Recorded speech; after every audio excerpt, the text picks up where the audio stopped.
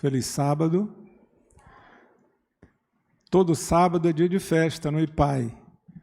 Todo sábado é dia de festa na Igreja Adventista, porque é o dia que nós dedicamos para adorar o Criador dos céus e da terra, nosso soberano Deus. Portanto, que o seu nome seja louvado neste momento, que nós possamos honrar o seu nome aqui. Colégio IPAI sempre tem alguns privilégios, né? Recebemos bastante visitas e pregadores que são referência, não apenas pela sua qualidade de oratória, mas pela sua espiritualidade, pelo trabalho espiritual que fazem, tanto no Brasil como fora do Brasil. E sempre é um privilégio muito grande a gente receber aqui o Dr. Rodrigo Silva. Tivemos 2 anos atrás esse privilégio, estamos tendo hoje de novo. Meio de surpresa, né? Mas foi surpresa, mas quantas visitas temos aqui? Os nossos alunos estão de recesso, temos muito poucos alunos. Queria ver os nossos alunos, levantem as mãos aí, vejam, muito poucos. Então, praticamente, estamos com a igreja cheia de visitas. E nós queremos estender as boas-vindas a todos vocês que estão aqui nos visitando. E também aqueles que estão nos assistindo pelo YouTube, né, pelo IPAI TV. Mas todos merecem ser homenageados, mas a Igreja Adventista, ela nunca deixa de ser grata àqueles que muito fazem pela igreja. E nós estamos hoje aqui tendo um privilégio que foi uma surpresa. Eu sabia, né, eu acho que muita gente aqui sabia que o Dr. Rodrigo estaria aqui, que nós divulgamos na internet. Mas nós não sabíamos que o Dr. Milton estaria aqui. Eu queria agora pedir que o Dr. Milton, sua família inteira, e o privilégio hoje é que ele está acompanhado de praticamente toda a sua família. Dr. Milton, Dona Arlete, por favor, se ela puder, né? E os filhos também, noras, primos, parentes. Olha só que bênção. Eu queria uma saudação para essa família. Eu acho que tem mais ali atrás. O Paulinho está ali atrás também, por favor. Né, o Paulinho. Tem mais algum parente do Dr. Milton aqui presente? Os pais da Liliane, isso, os parentes e os convidados que vieram acompanhando o Dr. Milton. Tá? Muito obrigado, podem sentar. Nossa saudação, não é? Para essa família, que tem sido uma bênção para essa escola. É por isso que nós estamos fazendo essa homenagem. Porque Deus tem usado o Dr. Milton não apenas aqui, mas no mundo todo. Mas essa escola sempre foi muito abençoada pelas bênçãos que Deus derramou sobre o Dr. Milton. Portanto, muito obrigado, Dr. Milton. Seja bem-vindo e que Deus use mais uma vez. Um bom dia a todos. Que a graça de Deus esteja com cada um de vocês. E eu me lembro a última vez que eu estive aqui há 2 anos. E eu entendi que os alunos amavam tanto o colégio que até na oração o aluno começou, querido Deus e Pai. Eu falei, isso é que é paixão pela escola, viu? Me lembro disso. Aqueles que estão acompanhando a gente em casa pela TV IPAI, que a graça de Deus esteja com você, onde quer que você esteja, no Brasil ou fora do Brasil, e que o Espírito Santo toque o seu coração aí, onde quer que você esteja. Irmãos, esse sermão desta manhã, ele tem um título inusitado, quase que uma ironia. Santo Sansão, como assim? Eu acho que a maioria de nós, quer conheçamos muito, pouco ou quase nada da Bíblia, já ouvimos falar da história de Sansão, não é isso? Quando eu vejo a Bíblia, Sansão, eu fico pensando assim, puxa vida, mas que camarada mais atrapalhado. E me chama a atenção que quando eu vou em Hebreus capítulo 11, abram sua Bíblia comigo e vocês vão ver, ou acessem a Bíblia no celular, né? Agora abre o aplicativo, né? Hebreus capítulo 11, versículos 32 a 34, até o título que eu destaquei ali na foto, olha o título que traz aqui do capítulo, falem comigo, Heróis da Fé. E quando falar dos vários heróis, no verso 32 a 34, fala de Sansão, e diz aqui, e que mais direi? Certamente não me faltará tempo necessário para referir o que há a respeito de Gideão, de Baraque, de Sansão, de Jefté, de Davi, de Samuel e dos profetas, os quais, por meio da fé, subjugaram reinos, praticaram a justiça, obtiveram promessas, fecharam a boca de leões, Extinguiram a violência do fogo, escaparam ao fio da espada, da fraqueza tiraram força. Fizeram-se poderosos em guerra, puseram em fuga exércitos de estrangeiros. E o verso 38 e 39 também dirá: homens dos quais o mundo não era digno, errantes pelos desertos, pelos montes, pelas covas, pelos antros da terra. Ora, todos estes que obtiveram bom testemunho por sua fé, não obtiveram, contudo, a concretização da promessa. Então, Sansão é colocado na galeria dos heróis da fé. Quando fala fechou a boca de leões, no original grego dá a entender o seguinte: ele acabou com a força do leão, porque na verdade ele não fechou a boca do leão, ele abriu. A Bíblia fala que de uma só vez, numa luta com o leão, Sansão conseguiu quebrar a mandíbula do animal como se fosse um cabrito. E para quem duvida da historicidade disso, basta olhar o livro dos recordes, e você tem pessoas de força descomunal que conseguem puxar um caminhão com o braço, tem aqueles super-homens, né, os super-humanos, tem até uma série num canal de TV aí sobre os super-humanos. Agora, quando eu vejo a Bíblia mencionar esses heróis, eu vou para a psicologia e noto que realmente o povo precisa de heróis. Estamos numa escola, muitos jovens. Os jovens precisam de heróis. E quem são os heróis? Heróis são pessoas diferentes. Seja pela superação, seja por uma habilidade que ele tem em comum. Van Gogh pode ser louco, cortou a orelha, mas pintava como ninguém.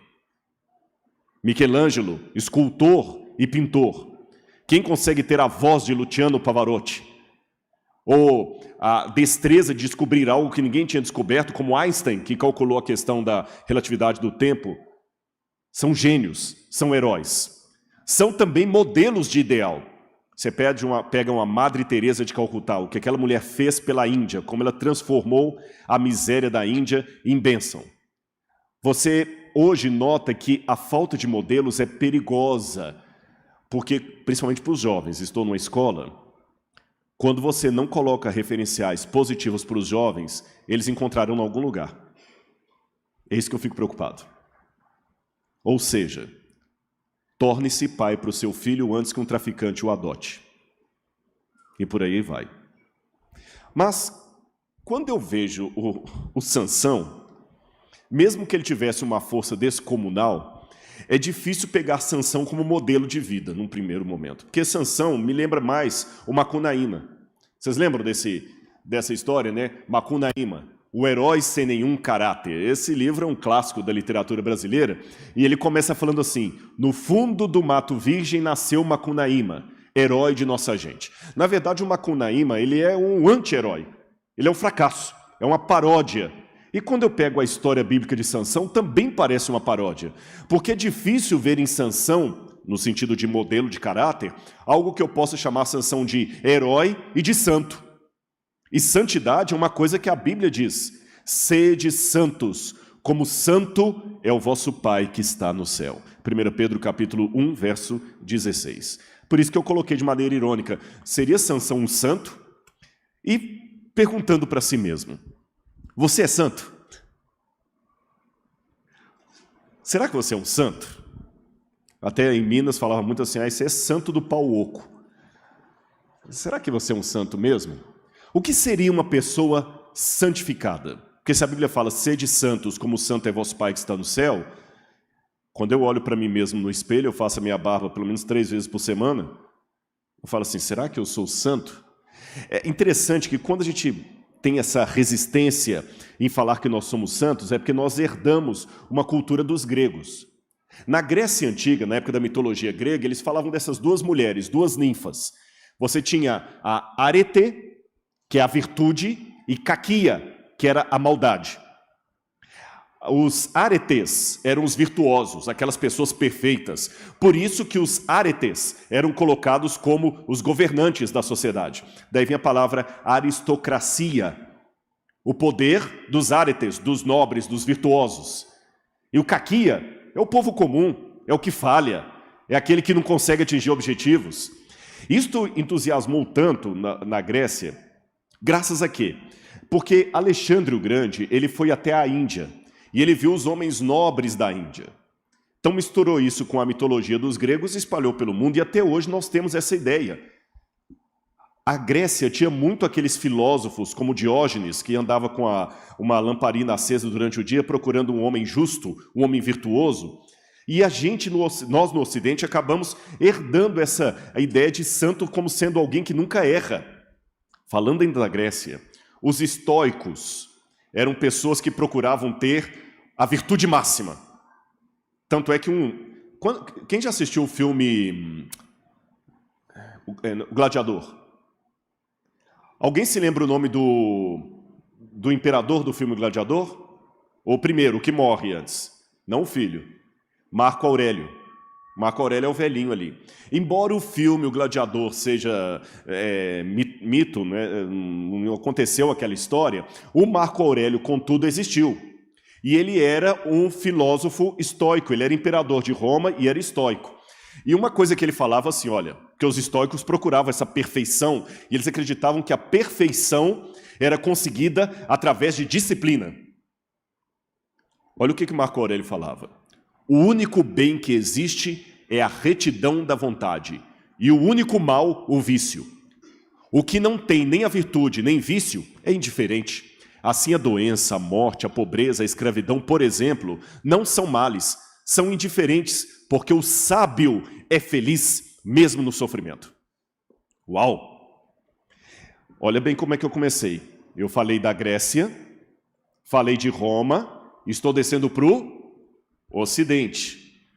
Quando chegou no Ocidente, na época do cristianismo, os primeiros cristãos alexandrinos, eles liam essas coisas dos gregos, e os gregos e romanos eram muito admirados aqueles que conseguiam, assim, ser retos, por disciplina, entende? Aquele homem que não cedia à tentação do pecado, controlava o estômago, era aquela pessoa ideal. Os pobres mortais só admiravam porque não conseguiam chegar àquilo. Aí alguns cristãos, quando liam Jesus falando que temos que ser santos, perfeitos, como perfeito é o nosso Pai que está no céu, pegavam essa cultura grega e traziam para dentro da igreja. Entenderam a jogada? É o seguinte, na época que esse camarada viveu aqui, por exemplo, Orígenes, o que dominava o mundo era essa cultura dos gregos e dos romanos, que o perfeito é aquela pessoa que se condiciona, que tem força de vontade. Sabe aquele aluno que dá até raiva, que tira 10 em tudo? Aí sua mãe fica falando assim, por que você não é igual fulano? Sabe? Então é assim que acontecia naquela época. O Aretes era aquele aluno que tira 10 em tudo, você está morrendo para tirar um 6 em matemática, ele dá uma lida assim e gabarita. E ele é o modelo. É aquele que o professor leva à frente e os outros ficam admirando.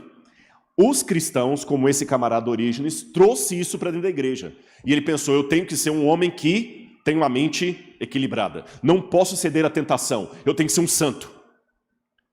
E ele tinha muita tentação sexual. Vocês podem imaginar o que ele fez? Ele se castrou. Se castrou para não ter tentação sexual mais. Ele levou tem uma passagem da Bíblia que fala que alguns se fizeram eunucos pelo reino de Deus. Ele pegou isso ao pé da letra e se castrou. Um outro, chamado Santo Antão, pegou aquela parte que Jesus fala que é mais fácil passar um camelo no fundo de uma agulha do que um rico entrar no céu. Então ele abandonou toda a riqueza dele, abandonou tudo, queria ser um homem perfeito, pobre, e Santo Antão criou até umas ordens monásticas, que até hoje tem, onde os padres fazem voto de pobreza, que a pessoa não pode ter dinheiro, não pode ter nada, só pode andar descalço. Aí você tem as carmelitas dos pés descalços, você tem o convento de São Bento, dos beneditinos, vem todo Santo Antão. Teve um outro chamado Pacômio, que ele, para provar que era santo, ele ficou durante anos e anos morando em cima de uma pilastra. Sabe por quê? Ele pegava aquela passagem da Bíblia que Jesus falava o seguinte, não peço que os tires do mundo, mas que os livres do mal. Então Pacômio pensava assim, se eu vir mulher, se eu ver as coisas ruins, eu vou ficar tentado. Então o que eu faço? Eu vou ficar em cima de uma pilastra, lá em cima, morando lá em cima, que aí eu não vou ver nada, não vou ficar tentado.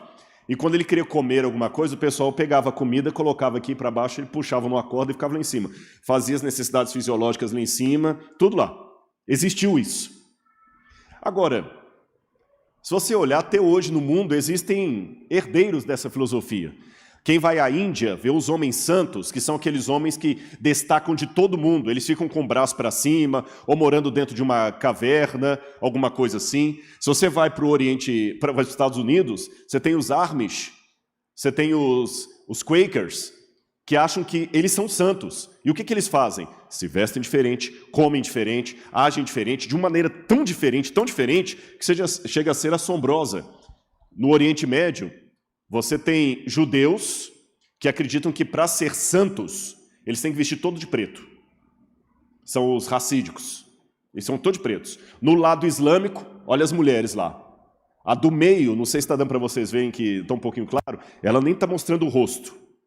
Agora, quando eu vejo assim alguns judeus vestindo de preto, outras pessoas não cortam o cabelo, outras não mostram o rosto, algumas mostram, outras não. Outros vão ficar no meio de uma caverna.